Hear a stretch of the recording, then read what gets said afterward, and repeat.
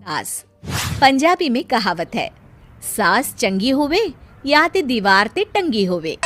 संगीता की शादी भी एक ऐसे ही घर में होती है जहां उसकी सास दीवार पर टंगी होती है। ससुर और पति शादी के पहले दिन उसे सास के फोटो के सामने ले जाते हैं, जहां ससुर जी कहते हैं, बेटा बेटा संगीता, ये तुम्हारी सास थी, बहुत नेक और भली, लेकिन थोड़ी गुस्सैल थी। गुस्सा आने पर सब तहस नहस कर देती थी, पर अब ये इस दुनिया में नहीं है। हाँ संगीता, माँ होती तो तुम इनकी कोई बात टाल नहीं सकती थी, वरना तो माँ घर में भूचाल ले आती। संगीता मन में खुश होती है कि अच्छा है कि ऐसी औरत अब इस घर में नहीं है, लेकिन दिखावे के लिए वो जैसे ही सास की फोटो के सामने हाथ जोड़कर खड़ी होती है, ये क्या?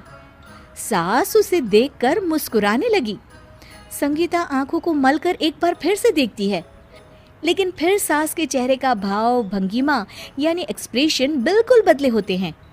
वो अपने पति और ससुर को कहती है, माँ की तस्वीर तो स्माइल कर रही है।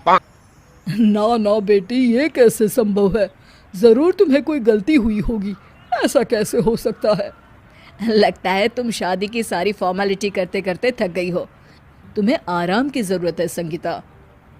खैर, सारे संगीता की बात को इग्नोर कर कमरे में चले जाते हैं।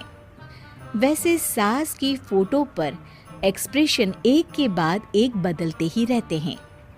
सुबह होती है, पति और ससुर को काम पर भेजकर संगीता कमरे की सफाई करने में लग जाती है कि तभी उसे आवाज आती है, टेबल ठीक से साफ करो। ऐसे भी कोई टेबल साफ करता है? इससे अच्छा तो ये गंदा ही था। किसी औरत की आवाज सुन संगीता दंग रह जाती है और सोचने लगती है कि आवाज कहाँ से आई। आवाज को नजरअंदाज कर वो फिर से अपना काम करना शुरू करती है, लेकिन इस बार तो आवाज बिल्कुल उसके कान के पास से आती है। मेरा घर है ये। जब तक मैं थी चमका कर रखती थी, हर एक चीज शीशे की तरह थी। तुम्हें तो ना सफाई आती है ना कुछ पता है। क्यों तुम्हें मेरे घर की जिम्मेदारी दे दी गई है? पता नहीं तुम में मेरे बेटे को क्या दिखाई दिया। मैं होती तो एक से बढ़कर एक लड़कियों की लाइन लगा देती। अब संगीता को समझने में देर नहीं लगी कि ये आवाज किसी और की नहीं बल्कि उसकी सास की है, जो दीवार पर टंगी है। वो उसके पास जाती है और कहती है, नमस्ते सासू माँ, मुझे तो कल ही लग रहा था कि दीवार में कुछ काला है। वो दीवार नहीं, दाल होती है पगली। सही पकड़े हैं सासू माँ। तो क्या हो गया आपको जो आप यहाँ भी चैन से नहीं बैठी हैं? सुना मैंने आपका व्यवहार काफी गुस्से वाला था।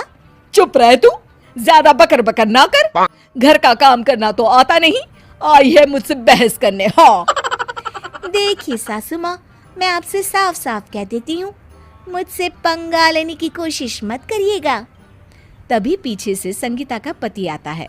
अरे संगीता, किससे बात कर रही हो? कौन है वहाँ? संगीता की सास की फोटो फिर से पहले जैसी हो जाती है। आपकी माँ से कह रही थी कि मुझे काम करना आता। अरे संगीता, माना सास के ताने हर बहू को अच्छे लगते हैं, लेकिन यहाँ तो माँ है ही नहीं, तुम तो फोटो से ही। तुम भी लाजवाब हो संगीता। किसी को विश्वास नहीं होता कि संगीता अपनी मरी हुई सास की फोटो से बात करती है।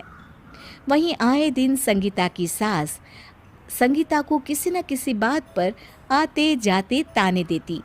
संगीता को भी अब सास के तानों और उनसे बात करने की आदत हो गई। वो कभी खानदान की कहानी तो कभी तीज त्योहार कैसे मनाए या किसी व्यंजन की रेसिपी सास से ही पूछती। सारा दिन घर में अकेली संगीता की सास अब उसके लिए तानों के साथ पक्की साथी की तरह भी रहने लगी थी, जो किसी और को नहीं बल्कि संगीता को ही सुनाई देती।